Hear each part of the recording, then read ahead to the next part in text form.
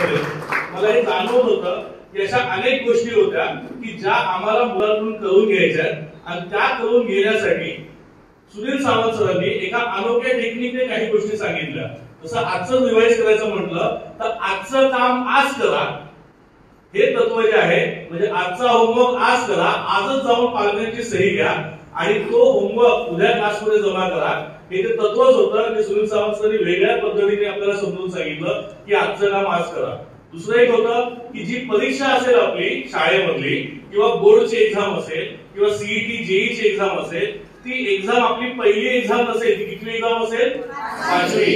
So हे तत्व आधी आम्ही सांगायचो. सर एकदा क्लासमध्ये शिकवलंय स्वाध्याय लिहा, शाळेत शिकवलंय स्वाध्याय लिहा, क्लासमध्ये पेपर आला स्वाध्याय लिहा, बरोबर. क्लासची युनिट टेस्ट आली पुन्हा स्वाध्याय करा, शाळेत युनिट टेस्ट आली 5वी एक्झाम.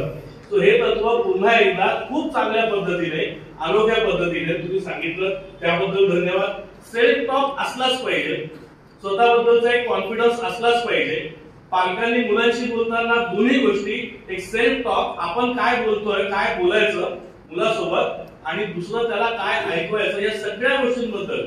म्हणजे हे फक्त स्टुडंटसाठीचं वर्कशॉप नव्हतं, तर हे पालकांसाठी सुद्धा पालकत्वाची वेगळी पालकशाळा होती. त्याबद्दल सावंत सर हे सेशन ज्या पद्धतीने तुम्ही मागलाय, 3 दिवस सातत्याने बोललं, तर मला काही दिवसांपूर्वी ना 2 मिनिटांच्या स्पीचचे मेडल मिळाले होते. मला असं वाटायचं मेज भरवायला आधी स्पीचने, आणि ते स्पीच झाले की मला दम लागायचा 2 मिनिटं बोलल्यावर इंटेन्सिटीने. माझ्या स्पीचची प्रॅक्टिस माधुरी मॅडम आणि गौरी मॅडम घ्यायच्या, त्या लगेच मला पाणी द्यायच्या. तर आता मी बघितलं की 2 मिनिटं नाही, 3 तास, 3.5 तास, 4 तास एखादा माणूस सलग बोलतो. म्हणजे ती पॅशन मेमरी बद्दलची किती मोठी असली पाहिजे.